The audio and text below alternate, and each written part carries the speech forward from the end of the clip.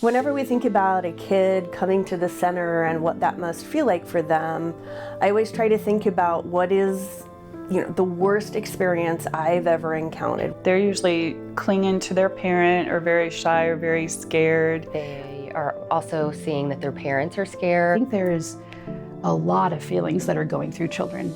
The personal feelings of guilt and shame, embarrassment, is this my fault? Sometimes we'll see families standing outside the door and you'll see children that are reluctant to come in. But I think that goes away pretty quickly when they come in. We just are very child-friendly. It looks like grandma's house when you pull up to the curb. Murals on the wall, a variety of toys, books, activities for children of all ages. Sometimes they come in and kids will be like, oh, it's like Christmas, because the toys, that are in there. Because we always go back to, why is the kid here?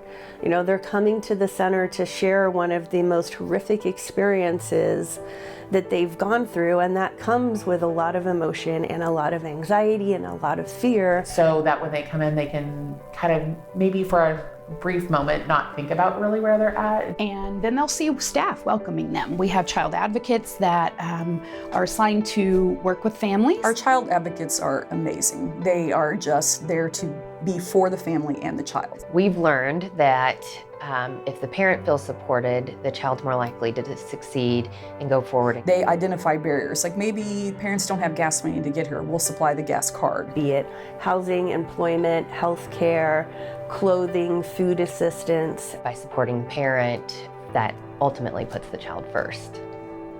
The next stop would be the interview room. Our forensic interviewer rooms are set up to be more neutral. The goal of the interview is to gather information from the child in a way that is, it's just not scary. We don't want it to be scary for kids. And also bringing all of the people who need the information to a central location. We have a separate room where the team can be, those that are involved in investigations. We are not child investigators. So that investigators are present and viewing that interview through cameras and in an observation room.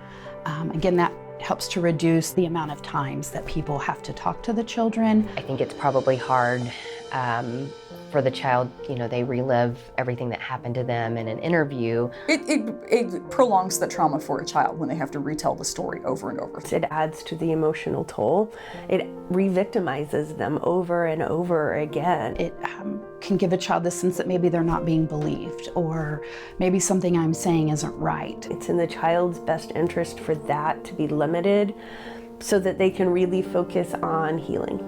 They have their checkup following their forensic interview. Our medical rooms are designed to look as non-medical as we can. So we have these fantastic murals in all of the rooms. We have hidden things, so I'll ask him, I'm like, hey, can you see if the octopus on the wall, what's different about it while I'm doing their exam? They can have the kids find the things that are out of place or unusual. Well, they can be doing that while the medical staff is doing what they need to do, and the kids not even realize really what's happening sometimes. I'll tell them, we're here to do your healthy checkup. And this is your chance to tell me if you have any boo-boos that you would like me to check. And so when I do their exam, it is so reassuring for me to be able to tell the child, you are normal. Children come here worried that because something has happened to them, that there's something wrong with their body. And they're like, they'll ask me, am I okay? And if I can sit there and tell them, you are fine, you are normal, you are awesome, the relief on there, that healing starts, that process. I think just the validation that despite what happened to me, this woman is telling me that I look totally normal. The outcome is that we can empower them, and so that healing can start. It's a long road, it's a marathon for them, obviously, but that they're gonna be heard. It feels good when you can see a weight lifted off of the child after our interview. Where does the child go where they can feel safe and they can tell someone all their truth? To have somebody that's in their corner. It's like once you know, you have to do something, like you can't just not. And so I just don't know how you walk away from that. How do you, when you have the opportunity and you're put in a position to be able to do something and to help a child, I don't know how you stop doing that. Because every child deserves to grow up feeling loved and safe and supported.